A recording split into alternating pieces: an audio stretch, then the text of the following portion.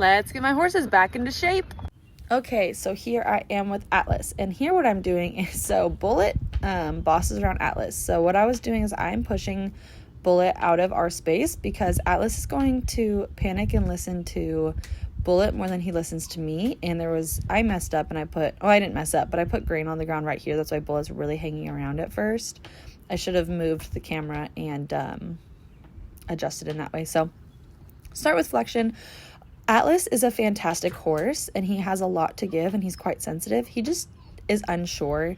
He's a little insecure and he just doesn't always know. So I start with flexion as I always do. He gives it to me. I'm pushing Bullet out of our space. And it is still good to have two horses at once up here because it makes it easier for me to work with them. And then it makes them be a little less anxious, especially as they're all getting back into shape. You know, I'm not also asking them to be alone all of a sudden. So here I'm just making sure Atlas has his space by moving Bullet out of our space. Did flexion. Now I'm asking to yield those hindquarters, and he does it pretty well. He doesn't fully get that. There it is. There's that big step of that inside leg crossing over the front leg. So Atlas has a lot of skill, a lot of talent, and a lot to give. He just needs lots of time under saddle, needs a lot of time to just learn that he can settle. He can just give you what you want. And a lot of his stuff and reactiveness and all of that stuff comes from just needing time and consistency, which he's had consistency on and off here with us. And that's just because I've had babies. So he's perfectly happy and healthy, and the consistency comes with just getting back to it. He is a lot of people's absolute favorite just because of his gentle spirit, and his soul is just so wonderful. He's a lovely guy. So here I'm just asking him to release that pressure, to give that flexion, and just to relax into it. So with Atlas, it's just a lot of time and patience and just very calmly and respectfully asking. So here I'm putting my hand onto his pole to try and see if he will put his head down, because you can see he's turning his head, but it's still high and tense. And then now I go into yield hindquarters, and that was perfect. So he moved his butt away, and he also adjusted his front end. So what's funny about Bullet and Atlas is that they're both a bit pushy, but it's for very, very different reasons. You can see now Atlas is licking his lips, he's relaxing, he's watching me, which is good. I fully dropped the rope because I'm just really happy with what he was doing, what he was giving me, and all of that stuff. So just letting him have an extra big break. I let him move his legs out and got to deal with Bullet again. But Bullet and Atlas had the same problem in that they're both pushy, but Atlas's pushiness comes from more of like a kind of fear response, but more of like okay, they're asking me something, I want to give them what they're giving, I want to give them exactly what they're giving, but I don't know what they're asking, and so what do I do? And then also he tends to push with his front end forward into things. I think he just needs a lot more learning of how to use his body, like how to disengage his hindquarters and front end, and just separately, they don't all have to move together at the same time. He has a lot of talent and a lot to give. He just needs a lot more time. And then Bullet can be pushy because he was a kid's horse, and that pushing it, they just are. There's a lot of reasons why kid horses are pushy at times. And also Bullet was super skinny, and when we first got him, he needed a lot of weight, which meant he really, really needed food, and he'd run you over to get it.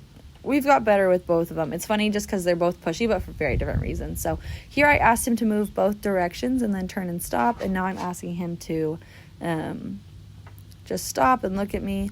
And I'm actually, so here is a fun little thing that we were doing. So I was asking him to back up, but you could see his head and front end starting to move sideways, either way. This way it's coming towards the camera, but he was wondering what I was asking. There it goes, one step back. So what I was doing is I was adjusting my body consistently to communicate with him. Here I'm taking a big deep breath to signify that we're chill. We just want to step backwards. So you can see he's trying to turn and move sideways instead of going backwards. So it's hard to reward because he took one step backwards at one point, but then here he's going sideways. So I'm just figuring out the best way to communicate back with him I taught him this, and so it's been a while, and now we're refreshing. So it's a lot of adjustment with him and a lot of little talking because he's trying to do what I'm asking him to do. He just doesn't know what I'm asking him to do, so he's trying to guess and just throw in what he knows. So I just stay calm and I just try to keep adjusting my body with him. Some of the other horses, I plant my feet a lot more. And with him, I do a lot of physical adjusting, kind of to reassure him, kind of to just stay right there with him instead of kind of just leaving him hanging to dry. So he took a teeny tiny backward step, and here we're doing a big reward. He is such a love bug, such a good boy. So we go back to wiggling the rope, asking for him to move. I adjust to try and stay right in front of him and to catch him a little bit from doing the wrong thing. I mean, it's good at times to let them do the wrong thing to then correct them, but I'm trying to just like help him out as much as I can. So here I asked him to step towards me, because the ultimate goal is to have him take a step back, take a step forward, take a step back, take a step forward. So here what I'm doing is I'm asking him to back up in a different way by just putting pressure on his nose, very slight pressure on his nose, because I'm trying to just get him thinking back up, not, oh, go sideways, just back up. So here I'm asking him again. You can see he's starting to move backwards. I'm very gently saying back up, tapping his chest a little bit. I noticed his chestnuts were very large, so now I'm picking off his chestnuts because why do one thing at once? That doesn't work.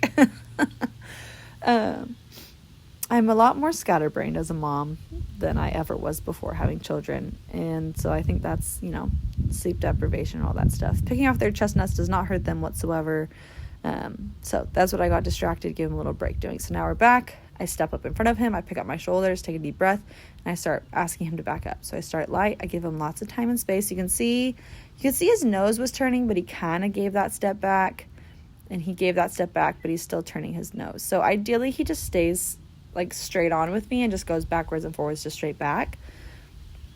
But I'm trying to find every little good thing to reward, instead of, making it a big fight. So here I'm just kind of doing another way of backing up, really backing up into him, pushing him back, sending him back off camera. And now I'm having him walk back. So I think what happened here is I feel like we were kind of beating a dead horse. That's a great pun for this, on the backup thing. So I kind of just found a good note and then moved on.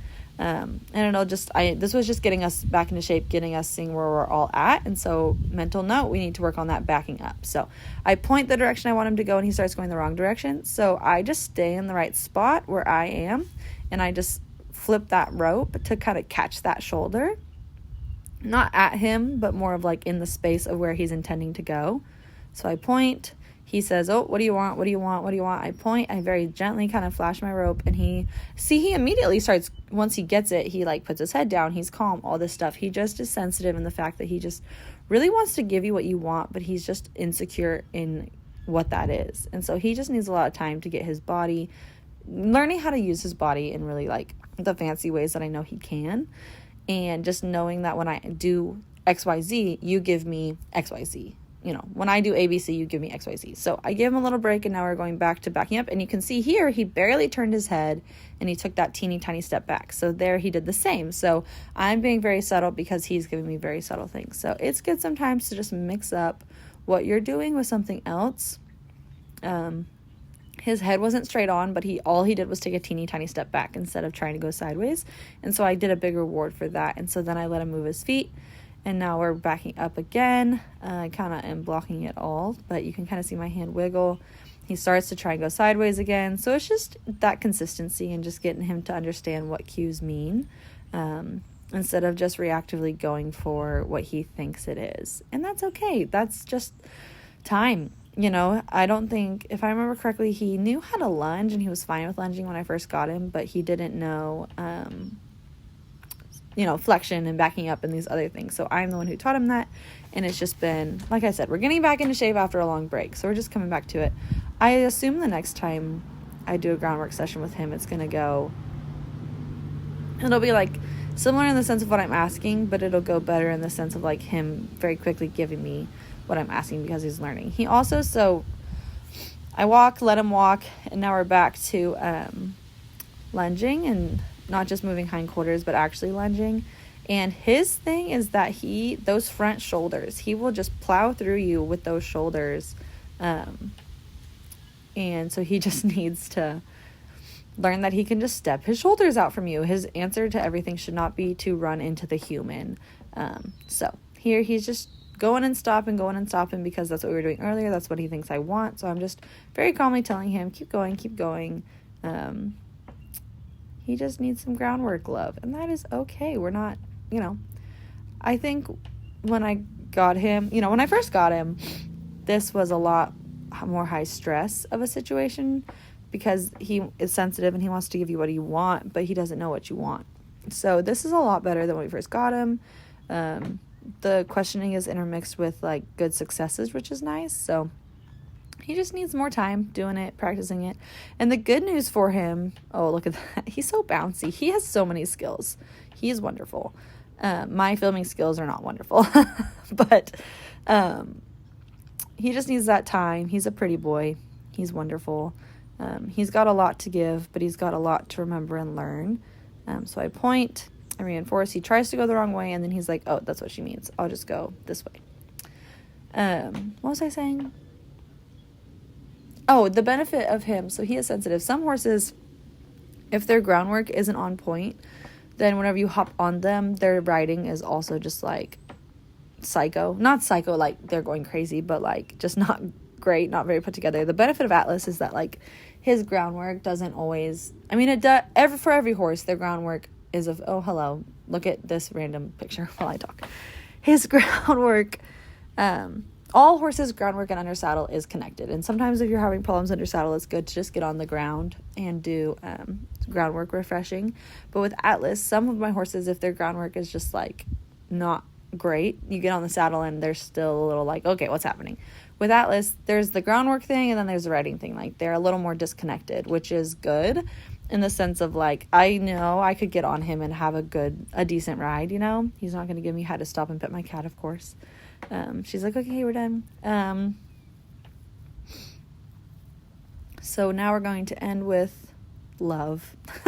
Just gonna love on him, give him some hugs, some pets, and some flexion, of course. And he just gives it right to me. It's nice and light. So he's just a good boy. He's got a lot to give. I believe that the next time I work with him, hopefully better filming on my part, it'll be just night and day difference already. He just needs that time, taking off his halter and giving him some rubs. So I try never to put too much pressure on their heads and on, through the halter, but I still love to, whenever I take off their halters, to rub where it was on their nose, because I don't know, like, when I take off my bra, it's sometimes nice. Anyway, that might not be a good example, and I'm not going back to edit this because I don't have the time in my life to do that, and I don't know if I would know how. So he's free to go if he wants, and then here I'm just petting the cat because she's needy for attention too, and petting him, and I think after this I went and worked with Bullet. So hope you enjoyed and can't wait to do this again. Thanks, bye.